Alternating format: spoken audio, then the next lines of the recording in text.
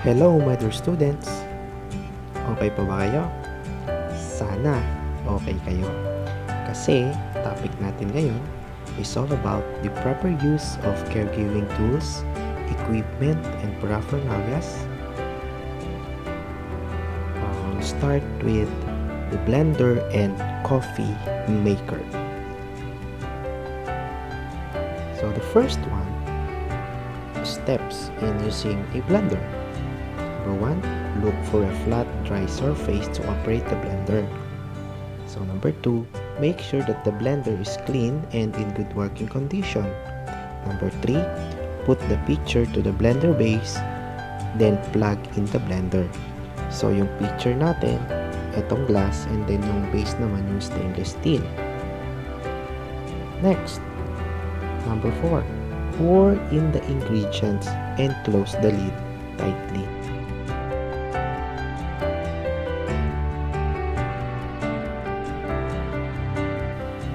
And next is number 5. Begin blending by selecting the appropriate setting for the task. So, pipiliin mo kung mabilis, pinakamabilis, or medium lang. Then, use the secondary lid if you wish to add food, ingredients, or ice. And after that, number 7 is we have to clean the blender after use. So, ang hugasan lang natin ay yung pitcher ng blender at yung lid or yung takip niya. So, hindi na natin hugasan yung base. Pupunasan na lang natin. Kailangan hindi yun mabasa ng water. Then, today, let's try. What have you learned?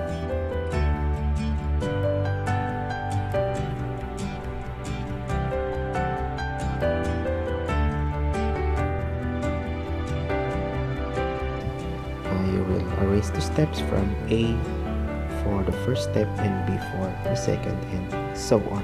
This is exciting. And next, let us proceed with the steps in using a coffee maker. Number 1, make sure that the coffee maker is in good condition. Then next, you will add a coffee filter in the filter basket like what you saw on the picture. Then, next one is you have to pour enough water from the carafe into the reservoir of the coffee maker and place the carafe back into its position naman. Sunod naman, adjust the amount of coffee depending on how strong or weak you wish your coffee to be. So, bahala ka na mag-adjust kung strong ba yung coffee mo. Then, plug in the coffee maker and turn it on. Wait until the coffee is completely brewed. Then, clean the coffee maker after use. Ganun lang kadali pala gumamit ng coffee maker. So, eto na naman. Let's try what you have learned. So, gagawin lang ulit natin. Arrange natin ang steps from 1 to 5. So, instead na numbers na gamitin natin ang letter A for first, B for second, and so on. So, good luck! And bago tayo mag-end, nais ko munang pasalamatan yung mga ginamit kong references. Ayan, wikihow.com and the caregiving module ng week 2. And I hope that you learned something today. And I hope and I pray again na sana madami na naman kayong natutunan sa araw na ito. So hanggang sa muli, ako si Teacher Jan.